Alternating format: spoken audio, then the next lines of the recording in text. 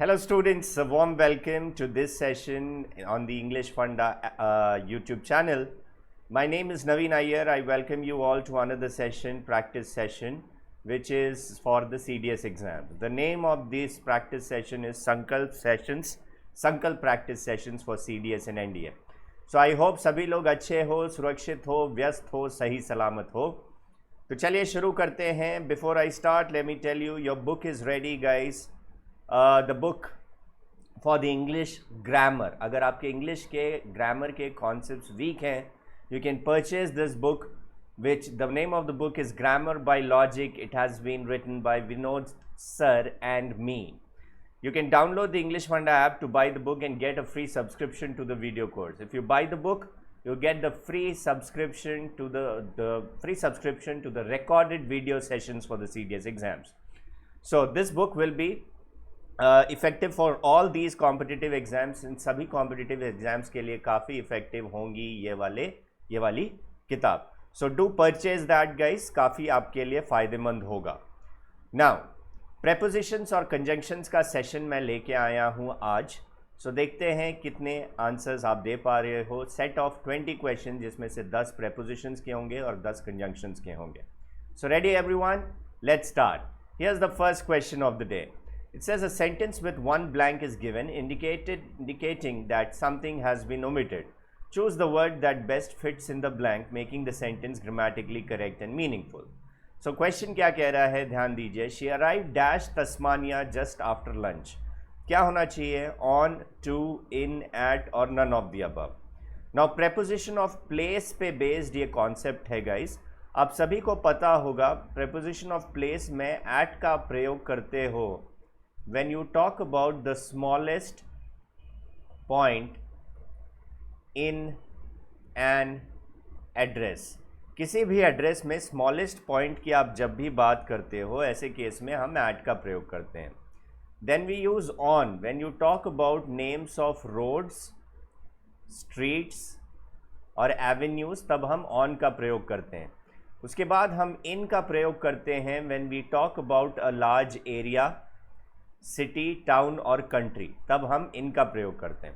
So she arrive dash Tasmania just after lunch. यहाँ पे Tasmania is a state, तो यहाँ पे आप सी लिखोगे. In is absolutely right. अगर आपने इन सोचा था, बिल्कुल सही थे. Well done.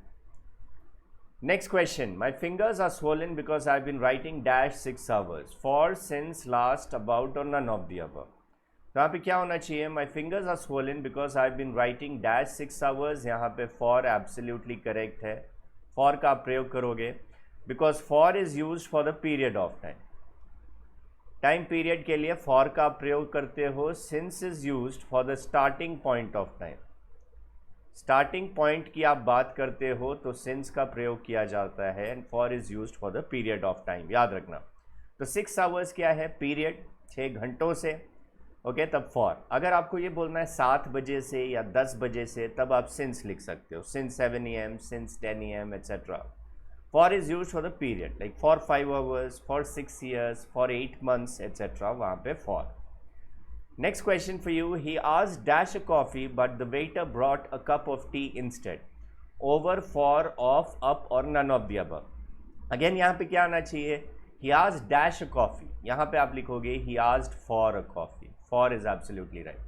He asked for a coffee, but the waiter brought a cup of tea instead. Asked के साथ हमेशा for का प्रयोग करेंगे.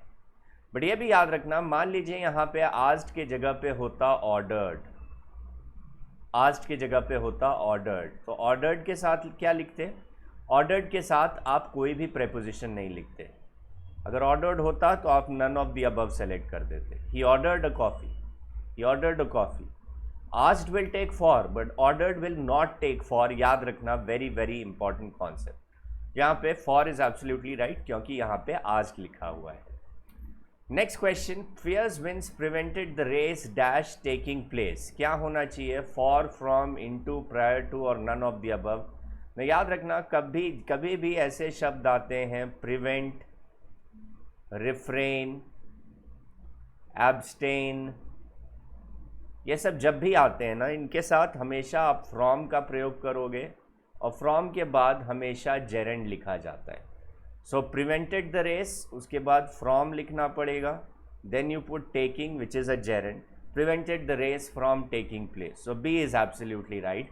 याद रखना प्रिवेंट, रिफ्रेन, एब्सटेन और इसके सिनोनिम्स कुछ भी आए इनके साथ हमेशा फ्रॉम लगेगा. Then you put a gerund. What is gerund? Gerunds are ING verbs that act like a noun.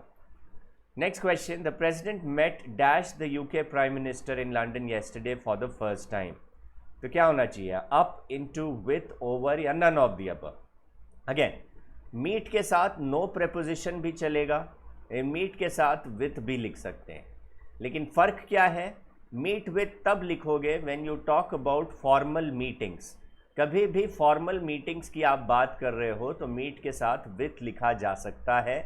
Informal meetings की बात कर रहे हो तो no preposition needed. So the president met with the UK prime minister in London yesterday for the first time. यहाँ पे president और prime minister मिल रहे हैं तो समझा जा सकता है कि that is a formal meeting and that's the reason I go with here. लेकिन कैजुअल मीटिंग, जैसे आप अपने दोस्त से मिलने जा रहे हो तो I am going to meet my friend, वहाँ पे विथ लिखने की ज़रूरत नहीं है because it's just a casual meeting. याद रखना meet with is used when you talk about formal meetings. Meet के साथ no preposition when you talk about informal meetings और कैजुअल मीटिंग्स. कैजुअल मीटिंग्स की बात करोगे तो मीट के साथ कुछ भी नहीं लगेगा. Next question, despite his efforts he hasn't one a game dash last year. उसके प्रयास के बावजूद वो एक भी मैच गेम नहीं जीता है. डैश लास्ट ईयर, यूल से since last. Despite his efforts, he hasn't won a game since last year. Since is absolutely right. पिछले साल से लेके अब तक एक भी गेम उसने नहीं जीता है, तो since is correct for this question. आगे बढ़ते हैं. Discussing dash such varying mundane environments and routine practices is one of the most significant ways in which archaeology can contribute to our understanding of capitalism. About, until, onto, during, none of the above. So generally लोगों को लगता है कि discuss जब भी आप लिखते हो, डिस्कस हो चाहे डिस्क्राइब हो, लोगों को लगता है इनके साथ जनरली अबाउट का प्रयोग किया जाना चाहिए, but which is wrong. You can not say discuss about और describe about, which is wrong. Simply say discuss और डिस्क्राइब, अबाउट नहीं लिखोगे. So none of the above is right. Discussing such varying mundane environments, no preposition is needed in this particular question. Hope that is understood. Okay, so none of the above is the correct answer to this particular question. यहाँ पे कोई भी preposition नहीं लगेगा. Next question, what I don't understand is that why he insists dash leaving his dirty clothes all over the floor. क्या होना चाहिए यहाँ पे? Again, insist जब भी आता है, इंसिस्ट के साथ हमेशा आप ऑन का प्रयोग करोगे, उसके बाद आप जेरेंड लिखते हो. What I don't understand is that why he इंसिस्ट्स on leaving his dirty clothes all over the floor. Insist on is absolutely right. Insist के बाद हमेशा ऑन का प्रयोग किया जाता है, याद रखिएगा. इंसिस्ट ऑन, उसके बाद gerund. Next question, the next speaker will be talking dash endangered insects, around, about, across, along or none of the above. So the next speaker will be talking dash endangered insects. क्या होना चाहिए यहाँ पे? Talking के साथ हमेशा आपका लगेगा about, talking about endangered insects. या तो talking on लिखो या talking about लिखो. On तो यहाँ पे ऑप्शन में है ही नहीं, तो talking about is absolutely right. Next question, the ever increasing worldwide demand dash the last decade for freelance jobs has resulted in radical changes in corporate work policy. तो क्या लिखोगे? Since, thorough, except, over और none of the above. यहाँ पे thorough है, through नहीं है. So the correct answer is D. The ever increasing worldwide demand over the last decade for freelance jobs has resulted in radical changes in corporate work policy. Over the last decade मतलब पिछले दशक के दौरान, पिछले 10 सालों के दौरान या पिछले दशक के दौरान. So over is absolutely right. Now before I move on guys, मैं आपको बताना चाहूँगा, ज़रा सा मैं वीडियो यहाँ पे स्विच ऑफ कर देता हूँ.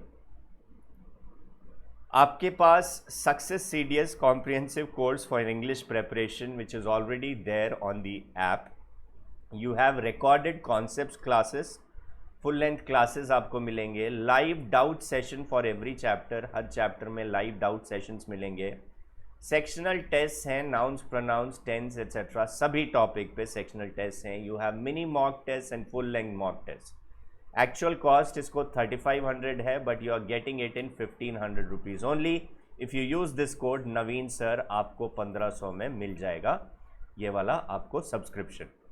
ओके, सो याद रखिएगा इस चीज़ को. You can enroll yourself into this particular batch.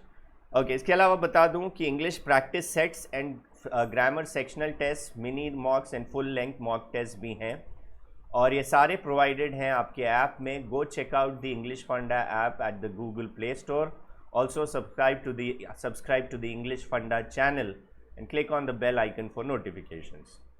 इसके अलावा बता दूं, पहले भी बताया था, the book has been launched. Name of the book is grammar by logic, which has been compiled by Vinod sir and me. It will cover all defense exams and all government exams. Grammar आपके concepts weak हैं, so you can purchase this book and download the English Funda app and buy the book and get a free subscription to the video course as well. Okay, आगे बढ़ते हैं. अगला question कह रहा है, identify the segment in the sentence which contains the grammatical error. The policeman dispelled the crowd lest they should not brew trouble. The policeman dispelled the crowd lest they should not brew trouble. The policeman dispelled the crowd lest they should not नहीं लिख सकते हो, आप लिखोगे lest they should brew trouble. Again error कौन से part में है? सी पार्ट में. नॉट का प्रयोग नहीं करेंगे. The policeman dispelled the crowd lest they should brew trouble. Lest और शुड एक साथ आता है. इसका मतलब पुलिसमैन ने क्राउड को तितर बितर कर दिया ताकि वह कोई डिस्टर्बेंस नहीं खड़ी कर सके. Okay, next question. अगले क्वेश्चन पे चलते हैं. ज़रा वीडियो ऑन कर लूँ. Cashiers receive and disburse money in establishments other from financial institutions. कौन से पार्ट में एरर है? Error is in part C. Again other from नहीं लिखोगे, अदर के साथ हमेशा दैन का प्रयोग किया जाएगा. Cashiers receive and disburse money in establishments other than financial institutions. So error कौन से पार्ट में? Error is in part C. Next question, the economy is in danger of collapse unless far-reaching reforms are not implemented. Again, कौन से part में error है? Error is in part D. याद रखना, कभी भी सेंटेंस में unless आता है या कभी भी सेंटेंस में until आता है, इसके बाद हमेशा आप affirmative sentence ही लिखोगे. You always put affirmative sentences. इनके बाद कभी भी negative sentences नहीं आएगा. The economy is in danger of collapse unless far-reaching reforms are implemented. D is correct. Next, no sooner had she finished one project and she started the next. Again, कौन से part में error है? No sooner had she. No sooner के साथ क्या आना चाहिए? No sooner के साथ, no sooner जो है ये आपका एक conjunction है, और no sooner के साथ हमेशा than आएगा. This is a correlative conjunction. No sooner had she finished one project and she started the next नहीं, आप लिखोगे than she started the next. So error is in C part. जिसने भी C कहा बिल्कुल सही थे. Well done people. Next, either the inspectors nor the constables were available for comment.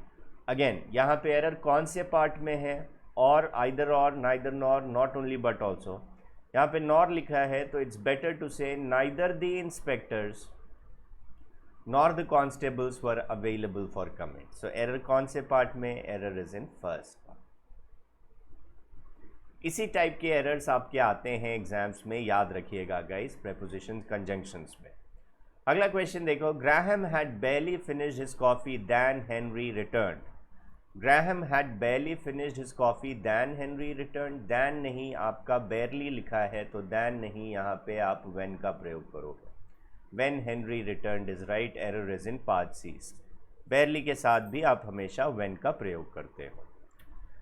Next question. Every pen and pencil in the pen stand are for sale. Again, each, every, either, neither वगैरह हमेशा singular के तरह काम करता है. तो every pen and pencil in the pen stand are नहीं, आप लिखोगे is for sale.